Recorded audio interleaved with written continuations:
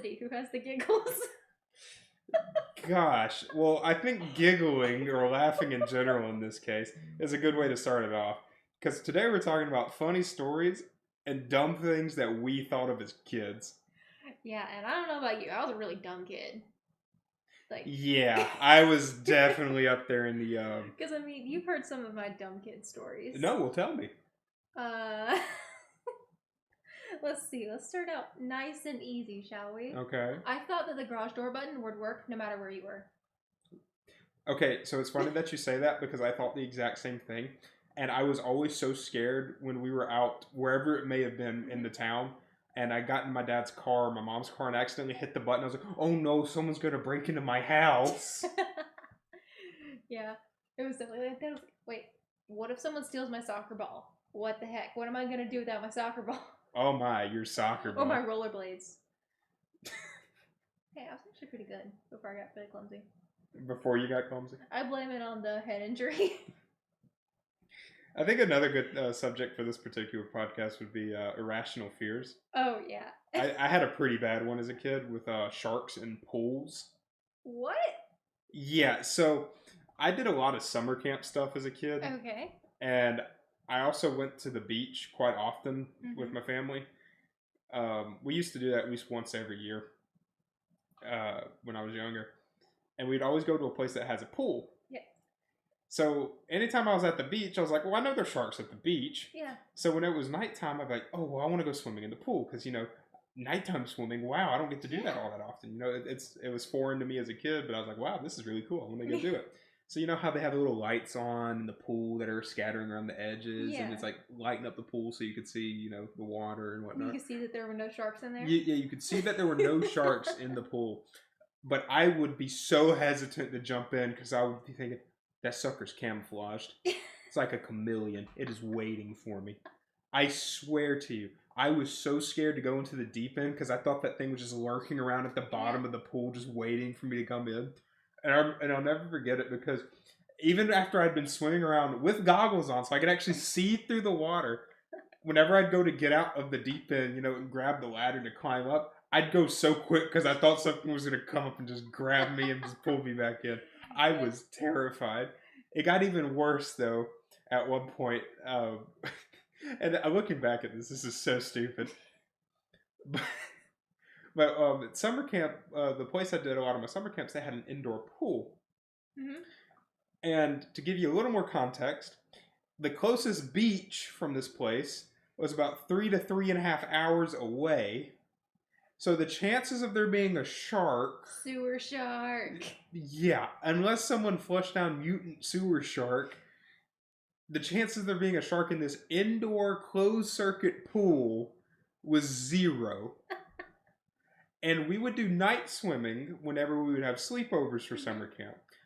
I would be terrified of this freaking shark. I don't know where it was in this pool, but I could tell you it was going to get me. And I was just waiting. I said, it's going to signal me out of every kid in this pool. It's going to get me. And I was so terrified to get in and out of the pool because of it. Yeah. I've actually never had that fear of sharks. I love sharks. No, I loved sharks as a kid. Yeah. That's the thing. I loved all kinds of animals. Snakes, sharks, all that stuff. But for whatever reason, when it came to pools and nighttime, Pool Shark was there waiting for me to take me into the depths of the unknown. Yeah. I mean, I had a slight irrational fear about the beach, but that was just because I was really scared of jellyfish. Because I heard that that they were the silent killers of the sea. And I was like, I don't want to get stung by a jellyfish. Don't want to get peed on. That's gross. I wouldn't really consider that irrational, just more so paranoid. Yeah. Well, I mean, paranoia is irrational. Right, but I had a truly irrational fear. No, my irrational fear. Those character people at theme parks. I'm terrified of them. To this day, I do not trust them. Yeah. The caricatures? Or whatever they're... No, the people in the costumes. Oh my god. I hate those things. And I never remembered why I hated them. And the funny thing was, apparently we went to Carowinds a lot when I was a kid. And this is before I could even remember, but the fear was still ingrained in my mind forever. And that, I think it was when Nickelodeon was still part of Carowinds. Mm-hmm. and I was in my stroller, and Angelica from Rugrats snuck up behind me and scared me so badly I screamed and she ran away. And it scared me so badly that when I see them, I like slowly like alter my path and go around them. To this day, as a 22-year-old woman. That's sad. Yeah, it is. You're So scared if of I want to people go on the in Ricochet costumes. and there's a person in a costume, I'm just gonna go ride Top Gun. You're scared of people in friendly costumes. Okay, you know what? At No, a theme park. Scooby-Doo taught me that the real monsters are people in costumes. Right, at a theme park. Yeah. In How a- much money do they make at a theme park? Plenty. They could be like embezzling. Wow, I'm scared of Minnie, the embezzling mouse. Whatever will I do when she asks me for my IRA information Yeah, like, as a what- young child? Like, what if I catch on to what she's up to and she goes after me? Moving on. Something else I thought of as a kid I think is pretty dumb was it came to we went skiing a couple of times when I was a kid, and one of the dumbest things I thought was, oh, so if you put your skis together they become a snowboard, right? Yeah, it turns out that doesn't work quite that way. I found that out the hard way when I tried to do it. I took my snowshoes out of the holders Yeah. and I put my skis together. I was like, cool, I'm just going to stand on it. And I stood on it and it slipped right out from underneath me and I face planted pretty hard. And I was like, I learned very quickly that's not Yeah. how skate or snowboards work. So when you French fry, when you're supposed to pizza, you're not gonna have a good time. I believe the saying is you're going to have a bad time. You watch more South Park than me. I do. I watch a lot of South Park. South Park. Let's see. I thought the difference between boys and girls was their belly buttons. Oh, Jesus. So I kind of blame my dad for this because we were driving somewhere and he saw a billboard that said "Talk to your kids about sex."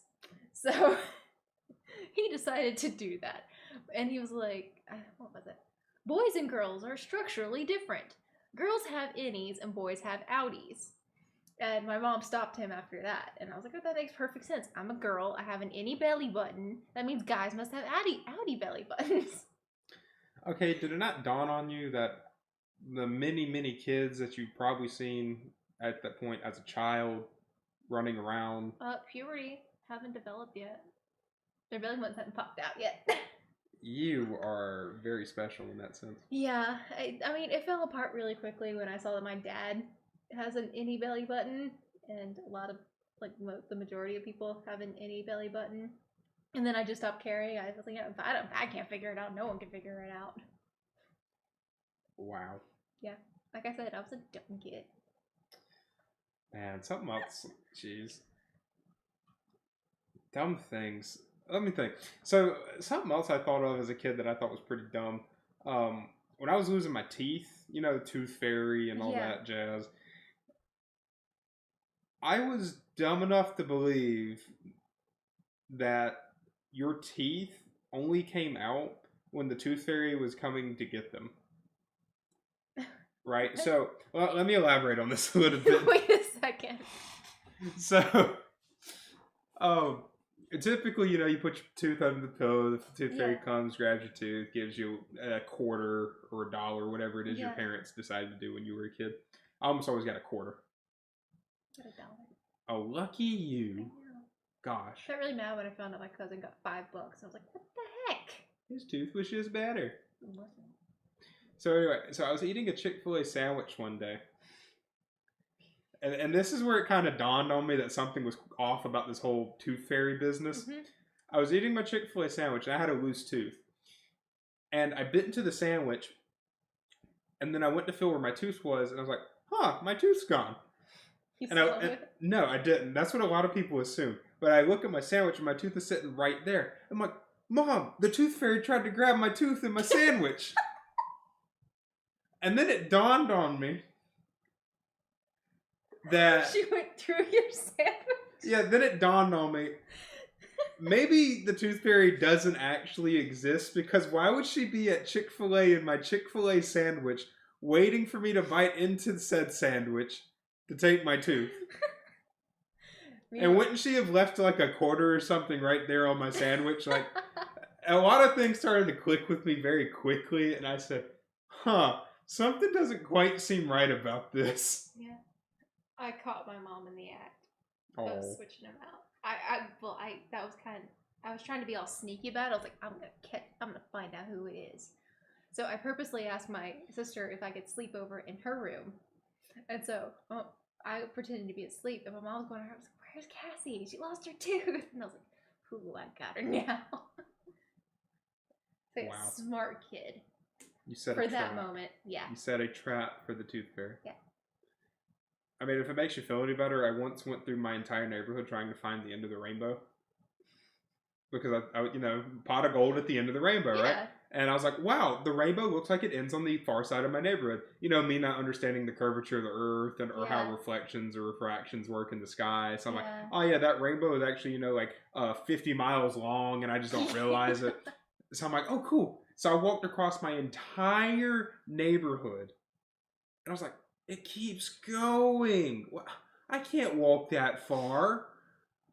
So I had to call my parents to come pick me up because I had walked to the exact opposite side of my neighborhood, which was like a 40-minute walk since I was a kid. And I was like, how am I can't get back. I was like, I was tired. I was exhausted. I was like, I just walked 40 minutes trying to find this pot of gold. It's not there. Yeah. I feel like a lot of my childhood stories start with the sentence, "Where's Cassie?" Because I must have been a nightmare raised. I would just wander off. That's not good. I know, but there's one story at the beach.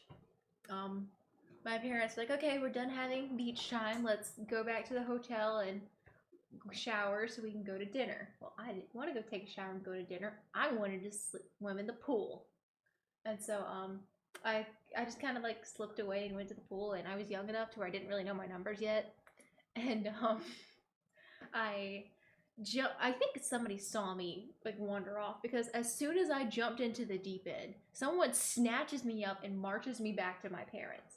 And they didn't even realize I was gone until they got to the elevator, turned around. "Where's Cassie?" And there's this woman just marching me back to the elevator. So I really you were lucked out on that one. troublemaker kid. I mean, not that much. I just liked exploring.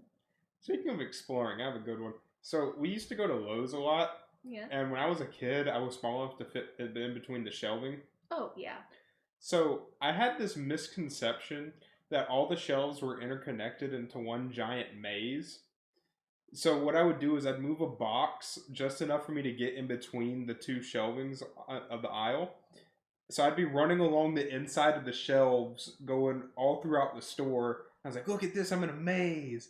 And then my parents would go, where did he go? And I would come back a couple minutes later from another side of the store. I'm like, I did it. I found my way out of the maze. And all I'd been doing was just running in between all the products on the shelves the entire time.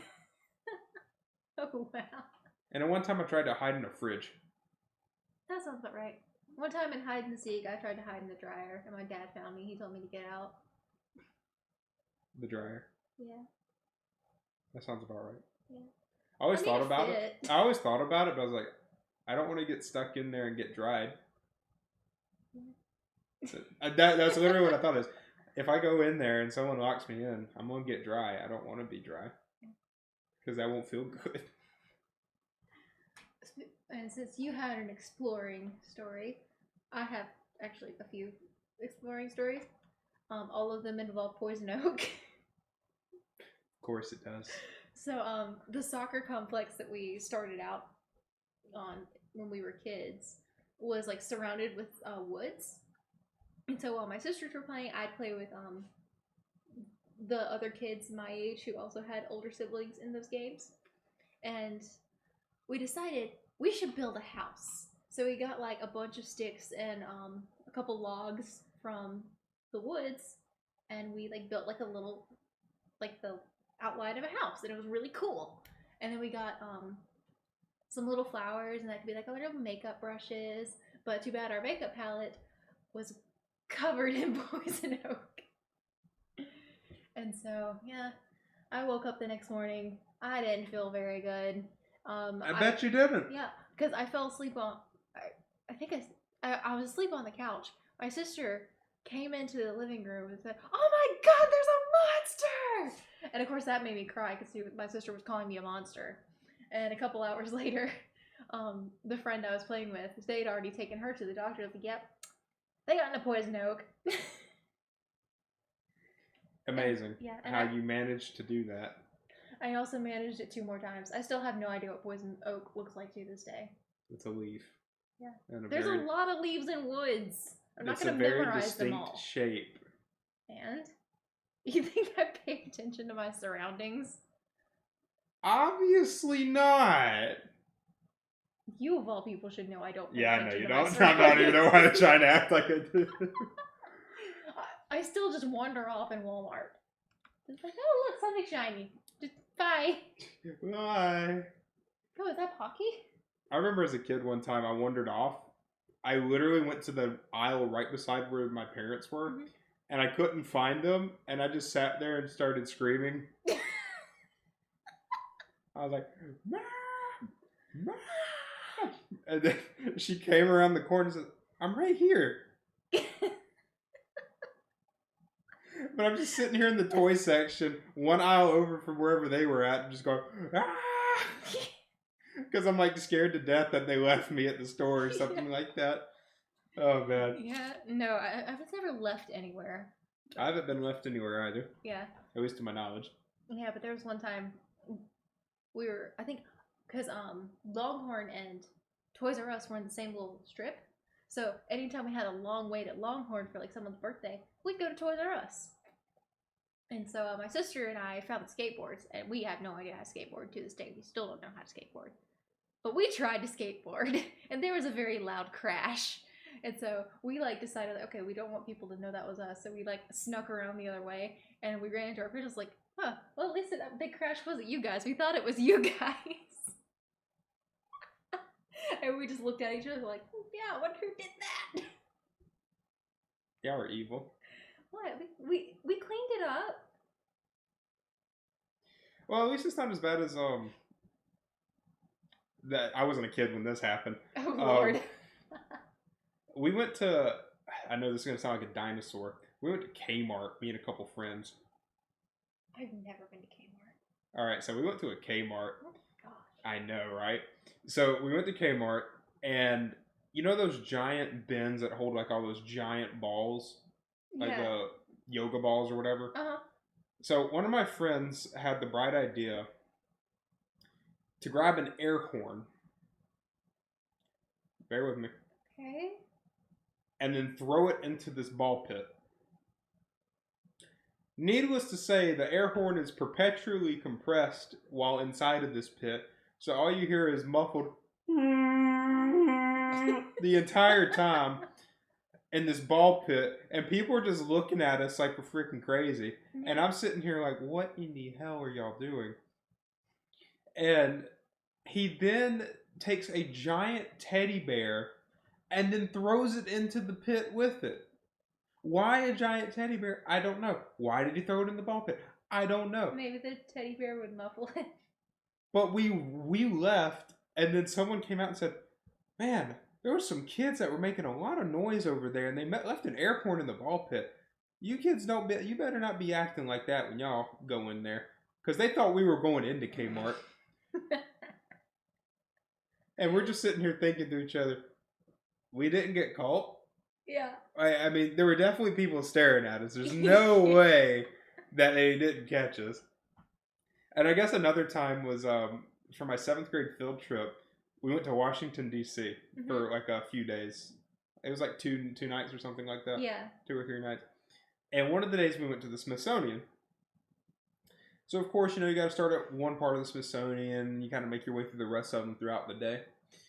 Yeah, so me and the 2 guys or 3 guys I was with, I said, I like this stuff. This is interesting. They said, hey, let's go slide down the escalator handle. Oh, God. So, boys, being boys, we think for a moment and say, this is probably a bad idea. But it sounds fun. But it sounds fun. So we go to the giant pair of escalators, the biggest set we can find in the Smithsonian, and the little moving handle that goes right beside the steps, we start sliding down it. And then riding the escalator back up, then sliding back down. And we did this probably for about 5 minutes. Mhm. And then a security guard came over there and started yelling at us. And we took off running through the museum because we thought we were about to get in trouble. And he was just sitting there at the bottom of the escalator going, "Hey, don't do that." Yeah, And that was it. Stop. Yeah, and we thought he was about to come get us, you know? We Yeah. thought we were about to get in so much trouble, so we took off running. Yeah. My graduating class of high school, we were known for being the worst behaved. Right? Like when we went to DC in 8th grade, we got thrown out of like 4 different places. Lovely. Because we went to see the Declaration of Independence, and I looked and I was like, okay, I'll just hang off to the side, let other people see. 5 minutes later, principal comes like, "Come on, Cassie, we gotta go." I was like, "What? We only just got here." It's like, "Yeah, we're getting kicked out." I was like, "What?" Because people were going by and tapping on the glass and setting the alarm off. I'm pretty sure there's like 15 signs that say "Do not touch." I'm pretty sure there's like a 6-foot span between that glass case and where you're allowed to stand. Like, that was effort. And I think the boys' bus did a flash mob at some point. Wait, a flash mob or a flashing mob? Flash mob. Okay. No. I mean, they're young boys. I mean, no, they didn't. But yeah, and when we had our 8th grade ceremony, the assistant principal was like, "Y'all were the worst class to come through this school. Good luck to all the people who have to deal with you next." He said that in like a nicer way, of course. Of course. But I wasn't the troublemaker in school. I was too afraid of getting in trouble. You and I both. I don't like getting yelled at. What else did I do as a kid? Oh yeah, I've told you this story before. Okay. As a kid, I always saw people put like pencils and pens in their mouth. Yeah. And like movies and stuff where they were thinking hard or they were trying to, figure something out. So I decided to do the same thing. And me being a kid, not realizing you're not actually supposed to bite down on the thing that's in your mouth, I ended up biting off the eraser of my pencil, and I was like, well, I guess I need a new pencil. Because it doesn't have an eraser, thus it doesn't work, right? I mean, logical kid brain. Eraser cat. Listen. Logical kid brain. Okay. No eraser pencil doesn't work, obviously. Okay. So I went through and kept doing this to a whole bucket of pencils sitting there at my table in kindergarten. I don't know. I probably went through about 20 pencils by the time the teacher called me and realized what was happening. And she was very upset, needless to say. I had gone through and chewed off and chewed off about 20 plus pencil erasers. Yeah. And I was just looking, I was like, what? I'm trying to think. And my parents were very upset. Because they had to buy a box of pencils. Yeah, they had to buy like 2 boxes of pencils to replace the ones I destroyed. What? You don't have any fun stories like that as a kid? Not that I can think of, really. Oh, I got in trouble one time at my, I think this was kind of funny. So we were in something called GATUS, which is like the Gifted and Talented program. Yeah. So we were there, we were doing our classwork, and at one point we got shaving cream to kind of, have fun one day. And I did something with the shaving cream. I don't remember quite what it was, but someone said something to me, and I said, "Well, no one likes you, and you're stupid." And then I threw the shaving cream at them. And I got in trouble for that. But in hindsight, it was just shaving cream. You still said that they were stupid and that no one liked them. Tomato, tomato, shaving cream, verbal insults, right? Sticks and stones may break my bones, but words leave psychological wounds that never heal. Fairly Odd Parents. Thank you so much for that. Yeah. You have any other funny stories as a kid? I gotta think. How about the time you licked stuff? We're not gonna talk about that. You want to talk about the time you licked metal at an amusement park? Yeah, I saw someone else do You it. licked a handrail. I saw Out the of kid on A Christmas everything- Story do it. Out of everything you could have licked at an amusement park, you licked the handrail. It was the lower one, so it's not like as many people touched it. No, the lower one's just where people put all their feet. I know that now. I went to the ER. I don't remember it. Gee, I wonder why. I was like 3 or 4 years old and had a fever of 104. Oh, man. It's fun thinking about back to when I was really little and some of the stupid things I used to do. Yeah. And some of the stupid things I used to think as well. Oh, yeah. And what else did I used to think? I used to think like horror movie commercials. Oh, those used to kill me as a kid. Mhm. When I would see them, I would have to sing. I kid you not. After I saw a horror movie commercial at night, I would have to turn my TV off and sing the SpongeBob SquarePants opening theme song to myself until I fell asleep because I was so scared of the commercials. Yeah, I think I did that once because my oldest sister and my cousin, they were watching Harry Potter and the Goblet of Fire, and I just watched Voldemort kill Cedric Diggory, and I got really freaked out, and I went and got my uncle because we were at my cousin's house, and he was like, okay, you scared her, we gotta change it, so we ended up watching a Barbie fairy movie, and I was happy after that. I was like, okay, I'm not scared anymore. You have to, because if I watch something scary, you have to watch something like really cutesy and like happy to balance out the scary. Yeah, see, my thing was I would just accidentally see scary commercials because it was nighttime and most kids were asleep at that point in time. Yeah. And so I'd be horrified of these commercials, which I laugh at now, and I'm like, that's not even scary. Because I love horror movies now. I'm I love horror shows and all that, and I think you know that. Yeah, I do. Yeah, so it's funny to me when I see these horror movies, the next scary thing, I'm just like, that's so fake. But notice, we don't watch them together. I can't handle scary stuff. I know, but it's just funny for me to think back that as a kid, I would have to sing SpongeBob SquarePants to myself in order to go to sleep at night because I was so horrified. But as an adult, it was just, I had to watch Barbie as a fairy to calm down, so I can't really say anything. I don't know. I used to have the irrational fear. I think this is a good one for me to end off on for irrational fears, or just in this subject at least. I used to have an irrational fear that whenever all the lights were out, even if I knew nothing was there, something was just hanging out in the shadows waiting for me. And as soon as I turned the lights off, that's when they were going to be there. Yeah. Not when the lights were on, but when the lights went off, that's when they would show up. Yeah.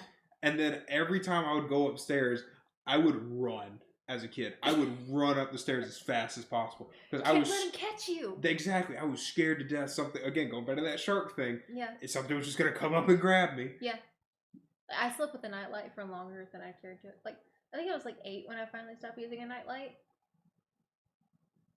I don't remember. I had a nightlight for a little bit myself. Yeah, and then I got to where like, okay, if I leave the door open and just fall asleep before my parents go to bed, I still have light and noise, and I'm good. But my issue was I was just really gullible as a kid. Like, my dad loves to tell the stories of he would just pretend that he had a secret to tell me, and I couldn't stand not knowing what the secret was, and I'd go over there and he'd tickle me, and I'd keep falling for it just over and over again because I want to know the secret. What's the secret? I think this one was kind of mean what they did, but we were at my grandparents' house, and my middle sister and my cousin, they opened this old chest that was just in there as decoration. Like, yeah, this is our great-great-grandma's chest. Her ashes are still in there. And I was like, wait, her ashes, really? So they wiped their finger across the dust that was in there and wiped it on my face, and I cried. Because I thought they wiped my grandma's ashes on me. That's very sad. I know. But I was dumb enough to believe them. Being a kid was fun. Yeah. Well, I think that's a good place to finish up this one. We can definitely come back to this subject. Oh, yeah. I think we're probably going to think of so many other dumb kid things. Not just dumb kid things, just funny stories in general, I think. Yeah. I got a lot of funny stories, and a lot of the stories that are funny to me didn't happen until I was a little bit older. But yeah. With that being said, thank you for joining us for the Dumb Thoughts, Smart Talks podcast. Thanks for hanging out with us.